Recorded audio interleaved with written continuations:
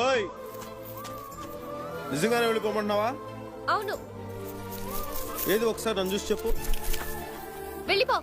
హ్మ్? వెళ్ళిపో. నిజంగా వెళ్ళిపో. ముంతాజ్, దీనికి నువ్వే సాక్షి. నా ముందున్న అమ్మాయి నిజంగా నన్ను ప్రేమిస్తున్నట్లయితే నేను 3 లెక్క పెట్టే లోపు పరిగెత్తుకొచ్చి నన్ను కౌగిలించుకోవాలి. 1 2 2.5 2.5 ఒకటోసారి 2.5 రెండోసారి 2.5 మూడోసారి